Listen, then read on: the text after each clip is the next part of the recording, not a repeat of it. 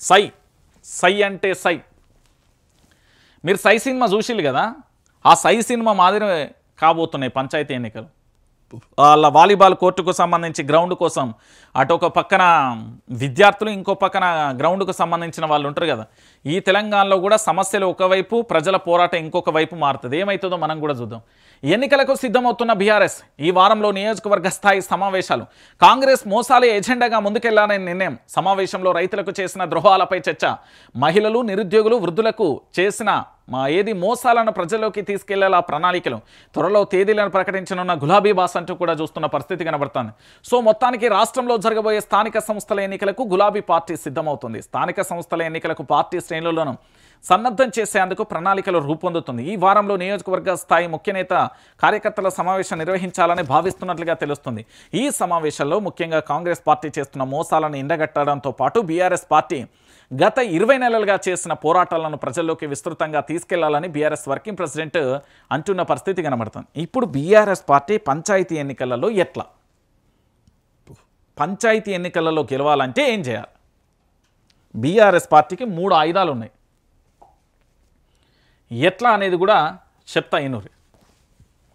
ఒకటి, రైతులకు సంబంధించి రుణమాఫీ ఏదైతే ఉందో, ఏ గ్రామంలో కాలేదో ఆ గ్రామానికి సంబంధించిన లిస్టు. ఇంకోటి రైతు భరోసా, అదే పెట్టుబడి సాయం. ఇది ఎంతమంది రైతులకు రాలేదో, ఎన్ని ఎకరాలకు రాలేదో ఇది. తర్వాత బీమా, చనిపోయిన రైతులకు ఎంతమందికి ఇవ్వలేదో ఇది. రెండోది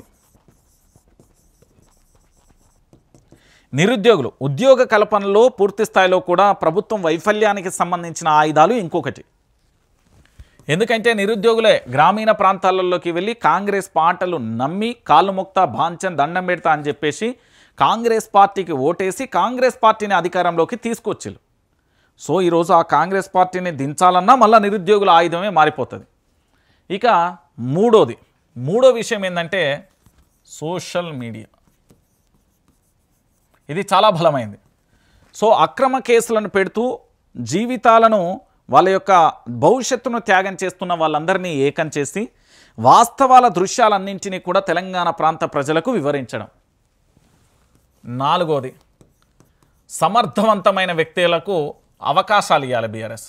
ఎట్లా అంటే తెలంగాణ ఉద్యమంలో పాల్గొన్నాయి అంటే ఉద్యమానికి సంబంధించి ప్రజల మంచి మన్ననలు పొంది ఉద్యమ కాలంలో నష్టపోయిన ఎవరైతే ఉద్యమకారులు ఉంటారో వాళ్ళని ఐడెంటిఫై చేసి ప్రజల్లోకి తీసుకొచ్చి ఇలాంటి వ్యక్తి ఏంది, ఒక రాష్ట్రం కోసం తమ జీవితాన్ని త్యాగం చేసిండు కాబట్టి ఇలాంటి వ్యక్తులు అవసరమనే వ్యూహాలతో వెళ్తే బాగుంటుంది అనేది తెలంగాణ రాష్ట్ర వ్యాప్తంగా కూడా జరుగుతున్న చర్చ. ఇక దీంతో పాటుగా ఇంకొక అంశానికి సంబంధించి కూడా చూద్దాం. ఏంది అంటే ఏది గిఫ్ట్ ఏ స్మైల్తో సాయం. ఏం జరిగిందట? గిఫ్ట్ ఏ స్మైల్తో పేద విద్యార్థికి ఆర్థిక సాయం. ముందుకొచ్చిన వైద్య దంపతులను అభినందించిన కేటీఆర్, కృతజ్ఞతలు తెలిపిన వైద్య విద్యార్థి తల్లిదండ్రులు. BRS working president KTR gift a smile కార్యక్రమంతో పేద విద్యార్థులకు ఆర్థిక సాయం అందించింది. వైద్య విద్యార్థికి ఆర్థిక సాయం అందింది.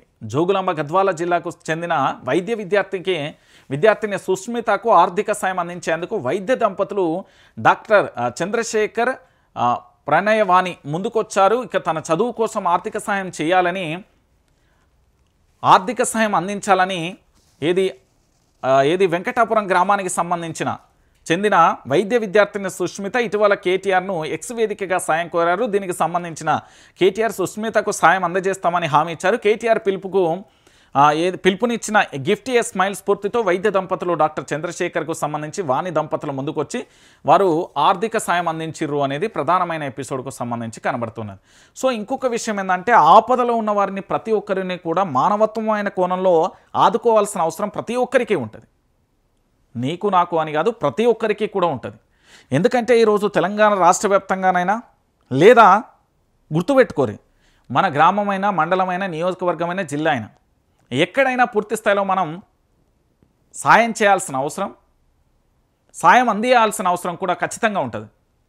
సాయం పొందినా సాయం పొందకపోయినా మనం ఓ చెయ్యి పైమెట్టుకున్నప్పుడు ఖచ్చితంగా కూడా సాయం చేయాల్సిన అవసరం ఉంటుంది. దాంట్లో కేటీఆర్ మాత్రం అద్భుతంగా రాణిస్తున్నాడు. ఈ కార్యక్రమాలు చాలా వరకు కూడా నిన్న నేను చూసిన పోస్టులకు సంబంధించి చాలా వరకు కూడా సాయం అందించిన సంఘటనలు కోకొల్లలుగా ఉన్నాయి. చాలామందికి కూడా అందించిన పరిస్థితి అయితే కనబడుతుంది.